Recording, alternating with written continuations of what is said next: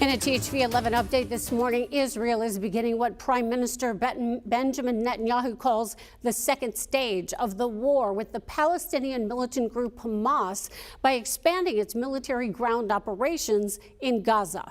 Bill Whitaker spoke with Vice President Kamala Harris this past week as the Biden administration tries to balance Israel's need to retaliate against Hamas with the urgent need to get relief to the Palestinian people.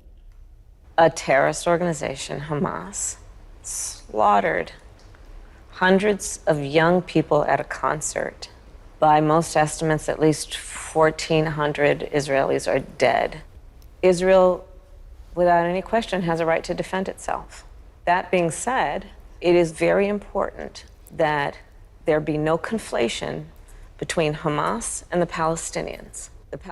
Vice President Harris going on to say, quote, the Palestinians deserve equal measures of safety and security, self-determination and dignity. And we've been very clear that the rules of war must be adhered to and that there be humanitarian aid flowing in.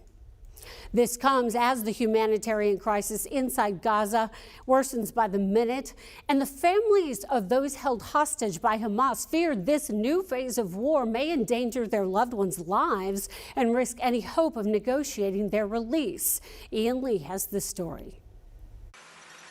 Israel expanded ground operations in Gaza over the weekend and launched hundreds of airstrikes against hundreds of Hamas targets, even as international calls for a ceasefire grow. The number of civilians who have been killed and injured is totally unacceptable.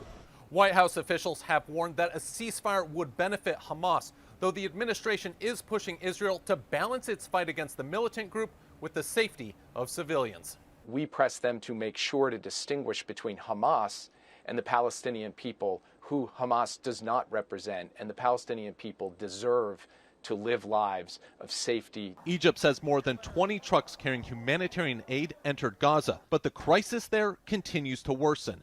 United Nations officials say thousands broke into warehouses holding some of those badly needed supplies, taking flour and personal hygiene products. Israel has also launched retaliatory strikes against Hezbollah in Lebanon and military assets in Syria. The vice president warned against an expanded U.S. military role on CBS 60 Minutes Sunday. We have absolutely no intention, nor do we have any plans to send combat troops into Israel or Gaza. CBS News has learned 2 U.S. Navy ships carrying a Marine task force are expected to arrive in the eastern Mediterranean today. Ian Lee, CBS News, Tel Aviv.